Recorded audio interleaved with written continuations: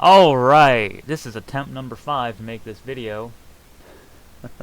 This is Relics of Hyrule. This is how to install it, how to update it, hopefully in a very concise way so that you don't sit here, you don't have to like grill up a fajita and sit and wait while I explain in very long, boring speech about how to update this mod. This is an updated version of the old video. The old video was not that useful because it was out of date. Here's Relics of Hyrule. If you're brand new to Skyrim modding, I recommend looking things up. I am more concerned with maintaining my mod. I'm not going to sit here explaining modding. There's plenty of videos out there. I'll explain how to use my mod. Mod has been around since August of 2013. But the groundwork was laid a long time before. As soon as I first uploaded my Master Sword mod, the groundwork for Relics of Hyrule was established. I compiled everything, all of my standalone mods, into one single mod, and that's Relics of Hyrule. And since then, it's grown into what it is today.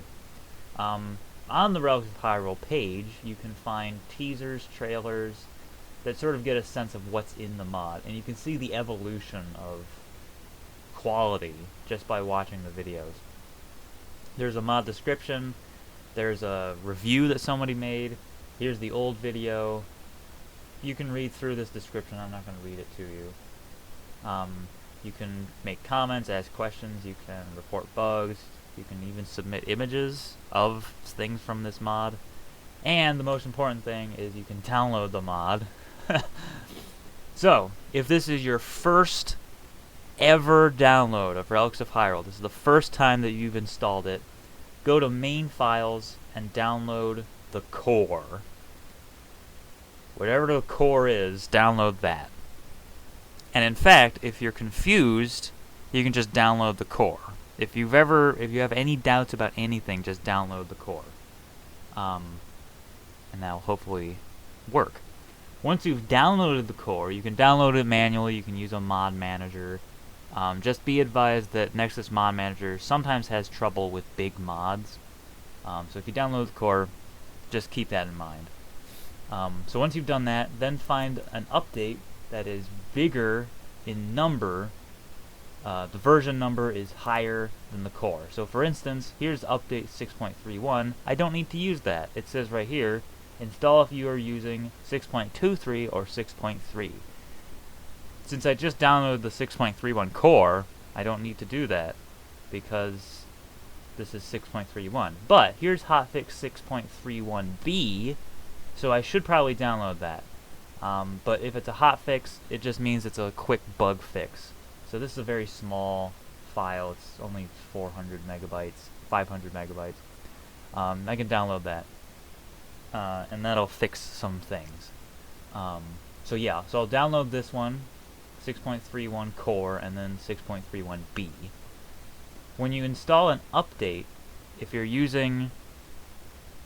installing manually, just install it to the same directory, let it overwrite things. If you're using the mod manager, don't let it upgrade to this.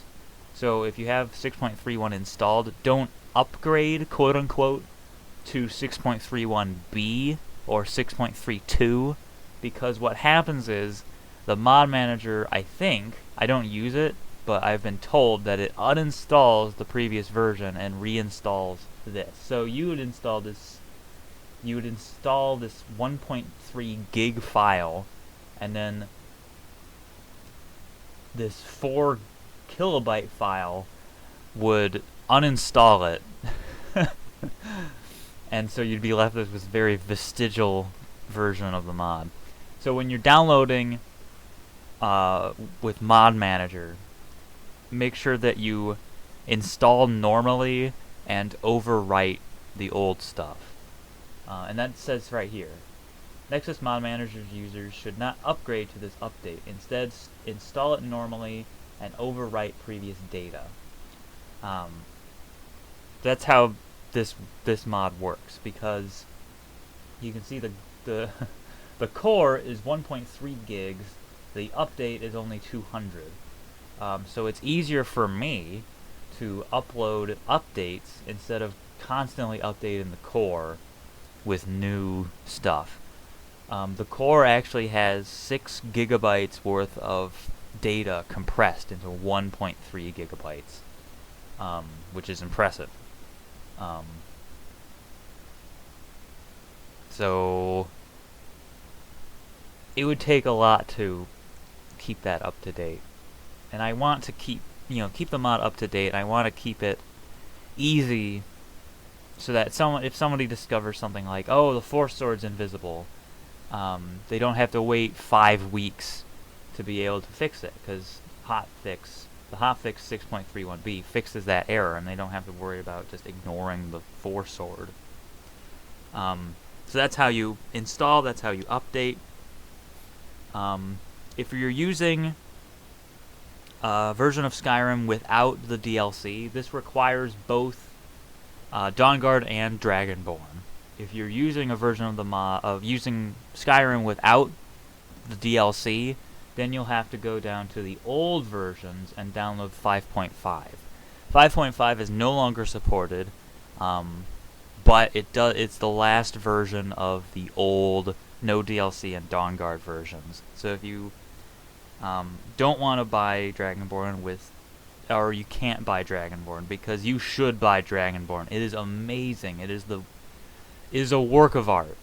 But if for whatever reason you don't have the money, or you can't, for some reason you can't have Dragonborn, or you can't have Dawnguard, then you can use 5.5. Like I said, it's no longer supported. And there's some issues with it that were fixed in later updates. Just keep that in mind. I think that's it.